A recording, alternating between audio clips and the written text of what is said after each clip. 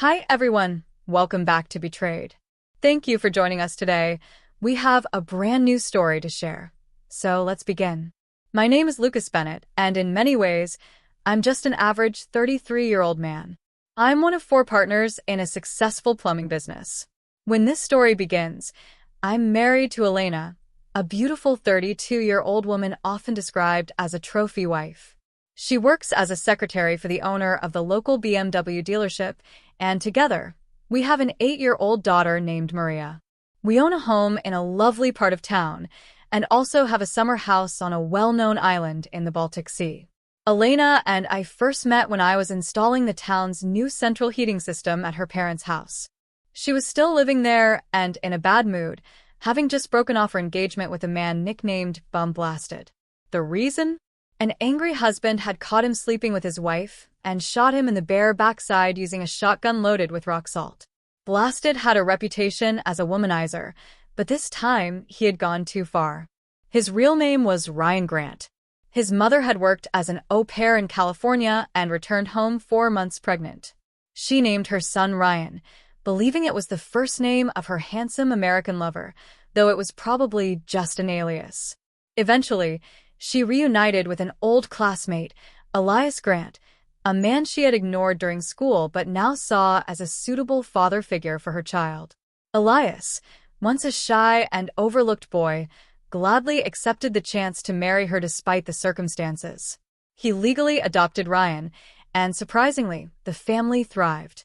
They had 2 daughters and turned Elias' small computer shop into a chain of 12 major stores, which they eventually sold to a multinational company. With their new wealth, they purchased a grand country estate where Elias, his wife, and their daughters began breeding horses. Elias adored his stepson and spoiled him, giving Ryan everything he had missed out on in his own childhood. As a result, Ryan grew up to be arrogant and spoiled. With his good looks and wealth, he easily attracted women, until he met Elena. For the first time, Ryan truly fell in love. But to his frustration, Elena wanted to save herself for marriage. Ryan, who was used to getting what he wanted quickly, pretended to be fine with this, but eventually his true nature surfaced. After catching him cheating, Elena ended the engagement, leaving her heartbroken. Wanting to cheer her up, I asked her out on a date. To my surprise and joy, she accepted. We had a wonderful evening, and by the end of it, back at my apartment, she shared that she was ready to change her lifestyle, to enjoy the same freedom her friends did. Maybe out of revenge against Ryan, she let herself spend the night with me. However, despite my efforts, she refused to see me again afterward. Soon, rumors spread that Elena had adopted a wild party lifestyle and was involved in short affairs, ironically, even with some of Ryan's friends. Meanwhile, Ryan left town for university and continued his womanizing ways, never fully getting over the fact that Elena, the only woman he truly wanted, had refused him while they were engaged, but later slept with his friends. His wounded ego couldn't handle it. A year after our short encounter, I saw Elena again at a party. We reconnected, and she told me her reckless phase was over. As we spent more time together, our bond deepened. We officially became a couple and, 3 years later, got married after she became pregnant with Maria. A few months into our marriage, I was working on a plumbing job for one of Ryan's old friends. With a smirk, he told me that Bum Blasted had sworn he would sleep with Elena someday and make sure everyone knew about it. He said Ryan had never failed to seduce a married woman once he put his mind to it. Not exactly comforting news for a newlywed. I confronted Elena about it, and she promised me she would never allow Ryan the chance to be alone with her, let alone act on his supposed vow. Over time, that warning faded into the past. Years later, we heard Ryan had married a wealthy English woman and moved to England, seemingly out of our lives. Elena and I continued on with what I would call a typical marriage, full of its ups and downs. Then, like lightning out of a clear blue sky, it all came rushing back. It was a Wednesday evening. Elena and I were sitting in the living room, watching the weather forecast. The presenter was giving a sunny weekend outlook when Elena suddenly turned to me with a serious expression. "Lucas, I need you to listen. I have something important to tell you." I looked at her, confused.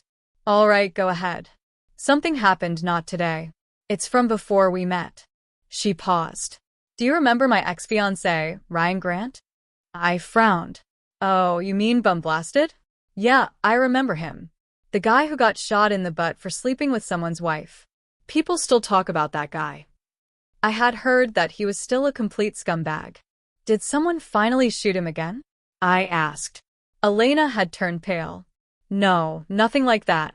He lives in England now, but he recently came back to attend an old friend's wedding. That's where he met Gabriella Maria Eriksson, you know her, right? She and Ryan really hit it off. And when he found out she knew me, he got curious and started asking a lot of questions about me. Eventually, she gave him my number. A cold chill ran down my spine. I instantly remembered what Ryan had once promised. I kept my voice calm. Did he call you? Yes, she admitted. We've talked a few times, just reminiscing about the past. The past. I scoffed. You were together for what, 3, maybe 4 months? He cheated on you. Doesn't seem like something worth reminiscing about. You don't understand, she said, her voice soft and pleading. We had dreams back then. I just wanted to talk about them. Dreams? That future should have stayed in the past. What's the real reason you're telling me this? She hesitated before saying, He wants to meet up. Of course he does, I snapped. He swore he'd sleep with you one day and tell the whole town about it. Kind of hard to do that over the phone. She flinched at my words, her face pale. Don't be ridiculous. He just wants to catch up as friends, nothing more. Fine, I said. Invite him here. We can have him and his wife over for dinner. Elena shook her head. No, he's not coming here.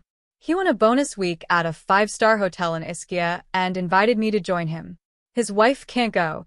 She's afraid of flying, but she trusts him and doesn't mind him meeting an old friend. I stared at her in disbelief. You've lost your mind. Please calm down and just listen, she pleaded. I've already said yes. It's a once-in-a-lifetime opportunity. You and I could never afford a place like that, not with all the expenses from the summer house. My hands clenched into fists. This was worse than I imagined, and I knew the real nightmare was only beginning. She was right about one thing. Ischia was one of the most luxurious holiday resorts in Italy, a playground for the rich and famous. But that didn't change the reality of what she was doing. My anger finally boiled over. Do you still love that creep? Her face tightened. No. Of course not. I love you. You should know that. You're the only one I love. I scoffed. Is that what love looks like to you? Running off to Ischia for a week of sex with that sleazy bum? No. Of course not, she stammered. I haven't said a single word about sex. He hasn't asked for anything, and I haven't promised anything. I have no intention of cheating on you. I'd had enough. My voice rose. No cheating? No sex? Then why the hell do you think he's taking you to one of the most expensive resorts in the world?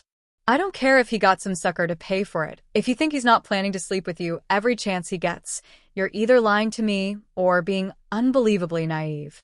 And don't act surprised when the evidence starts popping up online. She gasped, clearly shaken. Do you really see me as a 304 just because Ryan won a trip and asked me to come since his wife couldn't? I sneered. Did his wife actually tell you that herself? No. Then yes. I see you as a 304. And let me tell you something. Once you wear that label, it sticks. You can't wash it off when you come home. Tears welled up in her eyes as she sobbed. You'll see. Nothing bad will happen in Ischia. Nobody will even know I went with Ryan. I laughed coldly. Nobody but me. And you're out of your mind if you think I'll keep this quiet. The whole town will see your scandal and my humiliation online. For the first time, true fear appeared in her eyes. The cost of her free trip was becoming much higher than she expected. She whispered, Please don't do this to us. I promise I'll make it up to you when I come back. There's only one way to fix this, I said, my voice firm. Take out her phone, call that lowlife, and cancel the trip. Do it now. Her lips trembled. I can't do that. That was it, the final straw. Our marriage was over. Oddly enough, I felt a strange sense of peace. Then have a nice trip, I muttered. I walked into the living room and poured myself a large glass of my finest single malt whiskey. We didn't speak for the rest of the night. The next morning, she seemed cheerful again. With a bright smile, she teased, "Do you still think you're married to a 304?" I looked at her coldly. "Did you cancel your trip?" Her smile faded. "No, and I can't." "Then yes," I said. "I still think I'm married to a 304. Her face darkened. "Who cares what you think?" she snapped. We ate breakfast in silence. At work, I made a phone call. Clara Smith answered, sounding surprised. "Would you like to have lunch with me?" I asked. Clara lived just 4 houses down from us. She was the mother of my daughter's best friend and had divorced her cheating husband about 5 months ago. I had always admired Clara. She wasn't a trophy wife like Elena tried to be, but she was attractive in her own way. Over lunch, after some small talk, I leaned in and said, "I have a secret to share, but you have to promise to keep it." Her eyebrows lifted. "A secret? What's the catch?" "No catch," I said. "Actually, there's a gift involved. I want you and your daughter to join me and Maria for a trip to Euro Disney in Paris. Everything paid for." Clara narrowed her eyes. "What's the condition?" "There isn't one. Not before, not during, and not after. I just think it would be more fun for Maria and easier for me if you both came along." She thought for a moment, clearly taking my words seriously. "And what does Elena think about this?" "Elena doesn't care," I replied, my voice filled with bitterness. "She's too busy planning her luxury vacation to Ischia with her ex-boyfriend. And I've made up my mind. I'm filing for divorce." Clara went quiet. After a long pause, she asked, "Can you tell me more about your plans for the trip?" "No real plans yet," I said. "If you say yes, we'll figure everything out together." An hour after lunch, Clara called me back. "All right, I'll come." That evening, she had already arranged for a babysitter for her daughter, and we met at my office to start planning. I expected her to suggest separate rooms, but to my surprise, she recommended a family room, so the girls could stay together. I had no objections. From that day on, Clara and I spoke daily. We booked our flights to Paris, rented a car, and reserved a hotel near Euro Disney. Back at home, Elena and I barely spoke. The only change was that I had completely lost interest in being intimate with her. If she noticed, she didn't seem to care. One day, while I was at the gas station washing her car, I found a folder she'd left in the glove box. Inside were printed pages from the Ischia Hotel's website and an email from Ryan with their flight itinerary and boat transfer details. It felt like she was rubbing it in on purpose. But instead, it gave me the final proof I needed. My next steps were now crystal clear, and Elena would soon find out exactly what they were. Elena might have canceled the trip if I'd given her an ultimatum, stay home or it's over. But I saw no reason to offer her one more chance to save our marriage, or the summer house. To me, she had already crossed the line the moment she agreed to that luxurious getaway with Ryan. She wasn't naive, she knew exactly what he expected, and she said yes anyway. Yes, I was going on a trip too, with Clara. But that was a completely different situation. Clara was single, and I had already signed the divorce papers before we left. Whatever happened afterward was something for the future, not a betrayal like Elena's. Elena didn't object when I told her Maria and I would be going to Euro Disney in Paris while she was away. She didn't even ask for details. Maybe we had both lost interest in intimacy, but for very different reasons. On the last night before her departure, she was packing while I went to bed early. She tried to come near me. I pushed her away. "Don't touch me." She flinched. "Oh my God. Please talk to me." "We'll talk," I said, "after we're back from our trips." She left early the next morning. Once I confirmed they were on the boat to Ischia, I made a phone call to Ryan's wife. She was furious. "He's gone too far this time," she snapped. It hadn't been hard to find her. A quick call to Elena's friend Nancy gave me Ryan's location in England.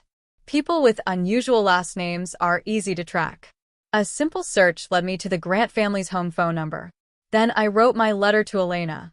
Dear Elena, your former, and now current, boyfriend Ryan is a terrible liar.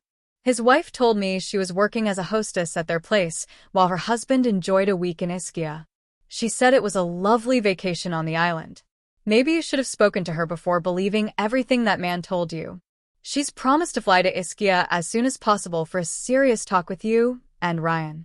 Enclosed, please find copies of the divorce papers, which were officially submitted to the court today. From now on, you're free to do whatever you want, without needing to consider me. Though honestly, it didn't seem like you cared much about me before either, or you wouldn't be in Ischia reading this letter. Lucas, your soon-to-be ex-husband. I faxed the letter and the divorce papers directly to their hotel. It didn't take long for the phone calls to start. My landline and cell phone both rang non-stop once Elena had checked in. I didn't answer, but I read her messages. An hour after her first message, she sent another. I'm coming back home tomorrow, so we can clear up this misunderstanding. I replied. You didn't end up in a hotel room with Ryan by accident. You chose to go. Now you'll have to live with the consequences. No reason to complain. Maria and I will be away for a few days. I didn't care where Elena was. Later that evening, Abby Grant, Ryan's wife, called me. She was already in Naples and had demanded that Ryan immediately throw Elena out of the hotel room. Just 15 minutes later, Ryan called her back and claimed Elena had left. That meant she had checked out less than an hour after arriving. Abby doubted they'd had time or the mood for anything romantic after that chaos. The next morning, Clara, the girls, and I left for our trip. We flew with Air France to Orly Airport in Paris and picked up our rental car. Thanks to an updated GPS, finding the hotel was easy. The girls were thrilled to be together, and Clara and I got along naturally. There was just one little surprise. Our family room had 2 grand-lit beds, which were slightly wider than standard singles. Clara and I looked at each other and burst out laughing. That problem solved itself. I barely thought about Elena, though she returned home the very next day. She flooded my phone with messages, insisting she hadn't cheated and had spent the night alone in another hotel. I replied, you cheated the moment you accepted his invitation. And you left because his wife threw you out, not because of some moral awakening. Clara never got involved in those exchanges. We spent 2 wonderful days at Euro Disney, then 1 more in Paris, visiting the Eiffel Tower, going shopping, and taking a scenic boat ride on the Seine River. On our last night, after the girls had fallen asleep, Clara whispered, Lucas, I love you. I love you too, Clara, I whispered back. Our lovemaking that night was soft and slow, careful not to wake the girls. It was deeply emotional, a moment that marked a new beginning for both of us. Afterwards, Clara asked, will you still love me once we're home? I told her real love doesn't depend on a location. The next morning, she made a heartfelt offer. You and Maria can move in with me and Will. I hesitated. Are you serious? She nodded. If you meant what you said about loving me, then my home is yours too. I accepted.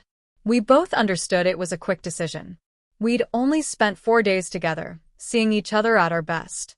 But we also knew that sometimes you have to take bold steps to win in life. Elena didn't take it well. When she realized I was moving in with Clara, she broke down in tears, begging me to stay.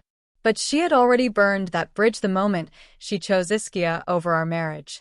My first night in Clara's home was unforgettable. We made love for hours. I couldn't understand how her ex-husband had ever cheated on someone as amazing as her. No one is perfect, of course, but I felt sure we could face whatever challenges came our way. That confidence was tested sooner than I expected. About a month into our new life together, I received an anonymous letter at work. Inside was a printed photo of Clara standing on a bar desk, her panties around her ankles, holding up her short skirt. The message claimed that many of her friends knew she had also slept with Ryan Grant and that I should know what she had been up to at a recent conference. At first, I was furious. Rage bubbled inside me. But something told me to slow down and look more carefully. Once I calmed down, I studied the photo closely. Even though the print quality was poor, I noticed a few details. Her watch wasn't the one she had been wearing since we met, and her hair was slightly shorter than it was now. That evening, I showed Clara the letter and the photo. Care to explain this? I asked, watching her closely. Clara studied the image and immediately burst out laughing. Then she explained. She had long suspected that Ryan had either slept with her, or worse, taken advantage of her, at a wild midsummer party during their school years. She had been very drunk at the time and remembered very little, and Ryan had always denied doing anything inappropriate. As for the photo of her dancing on a bar desk, Clara walked over to a shelf, pulled out a photo album, and showed me a series of pictures from a Christmas party at her company. The images had dates and times on them. In the photos, she and several other women were lined up on a dance floor, all doing the same thing, walking with their panties around their ankles as part of a silly group game. And the underwear wasn't even their own. It had been part of the game. Clara and I had already agreed long ago that whatever happened before we met didn't matter. What concerned us now was who had taken that old picture and altered it to look incriminating. The level of editing was impressive, clearly done by someone with good Photoshop skills and bad intentions. It was clear someone out there hated Clara, or me, or both. We never found out who sent the letter.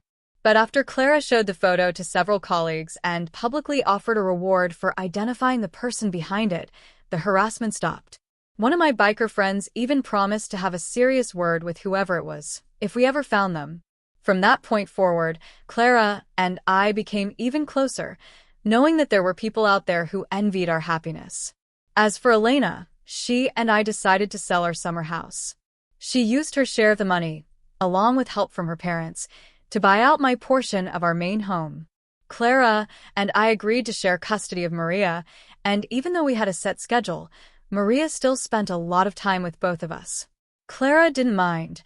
Our daughters had become as close as sisters, and their bond brought joy to our home. Abby and I stayed in touch occasionally through email. That's how I found out she and Ryan, or Bumblasted, as we jokingly called him, had separated about 2 months after their trip to Ischia. The reason? Ryan had left his phone at Abby's parents' house after a weekend visit. Her curious father checked it and found multiple explicit messages between Ryan and another woman. That was the last straw for Abby. She had already forgiven him once after what happened with Elena in Ischia, but this time, she was done for good. Elena struggled in the first few weeks after our separation, but eventually, she bounced back and embraced life as a confident, beautiful single woman. As for her and Ryan, their so-called friendship didn't survive.